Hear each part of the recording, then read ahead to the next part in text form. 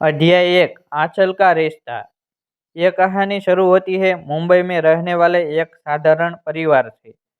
महेश जी अपनी बेटी आंचल और रेशमा के साथ एक छोटे से घर में रहते थे। उनकी पत्नी का देहांत एक बीमारी के चलते काफी पहले ही हो गया था। उस समय उनकी बड़ी बेटी आंचल 11 वर्ष की और छोटी बेटी रेशमा 8 वर्ष की थी।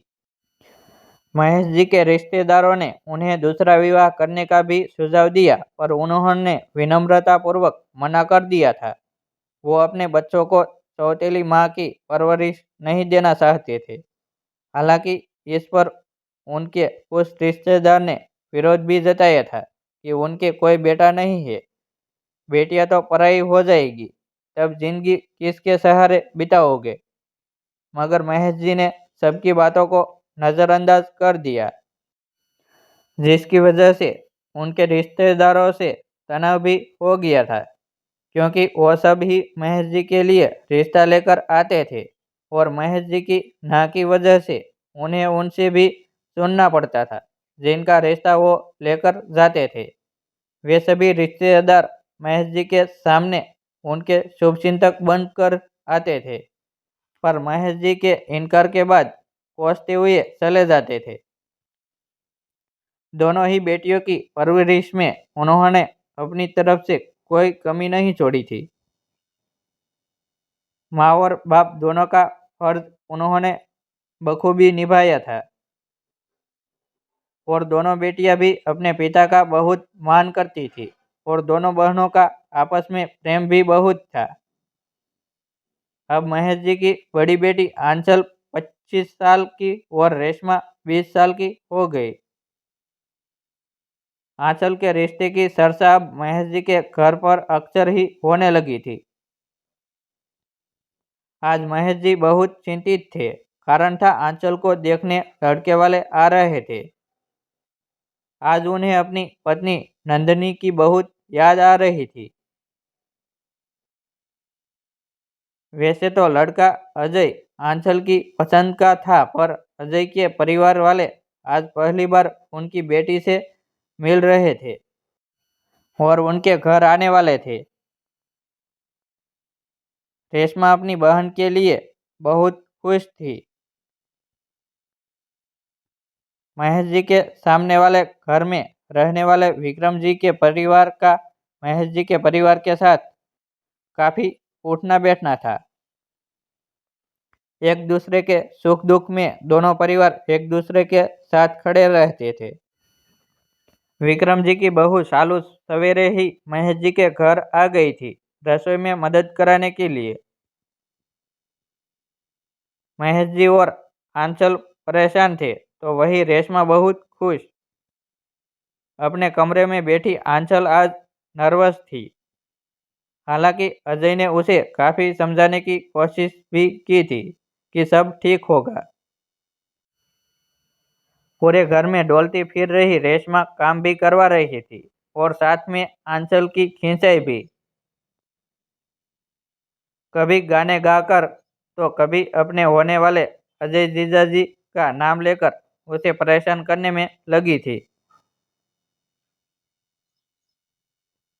वहीं आंचल उसे समझा रही थी कि देख रिशु, मुझे तंग मत कर, वरना अच्छा नहीं होगा। महेश जी तब रेशमा को समझाते हुए कहते हैं, रेशमा, दीदी को परेशान मत कर और उसे तैयार होने में मदद कर, मेहमान आते ही होंगे। इस पर रेशमा कहती है, पापा आप परेशान मत होइए, आज दी को मैं ऐसे तैयार करूंगी कि अंकल आंटी तो क्या, खुद जीजू भी देखते रह जाएंगे। महेश जी इस पर कहते हैं, देख रेशमा, कोई उल्टी सीधी हरकत मत करना, उन लोगों के सामने तमीज से पेश आना, कोई शैतानी नहीं। रेशमा भोली सी शक्ल बनाकर कहती है, मैं तो बिल्कुल भी शैतानी नहीं करती। महेश जी रेशमा का कान पकड़कर कहते हैं, हाँ, पिछली बार जब आंचल को देखने वाले आए थे तो उनके खाने में जमाल घोटा किसने मिलाया था, और उससे पहले जो लोग आए थे उनके खाने में पता नहीं क्या क्या मिला दिया था। रेशमा दर्द से कराहते हुए कहती है, आह पापा दुख रहा है। महेश जी एकदम से उसका कान छोड़ देते हैं और चिंतित होकर कहते हैं, सॉरी बेटा, ज्यादा जोर से पकड़ लिया मैंने। तो रेशमा खिलखिलाकर हंसने लगती है। उसे यूं हंसते देखकर आंचल कहती है, कोई दर्द नहीं हो रहा इसे, ये ऐसे ही नौटंकी करती रहती है। रेशमा इस पर कहती है, अच्छा अच्छू जी, मैं नौटंकी करती हूँ। अगर मैं वो सब ना करती ना तो आप कभी पापा को अजय जीजू के बारे में नहीं बता पाते। शुक्र मनाइए मैंने आपको उस चप्पड़ गंजू से बचा लिया।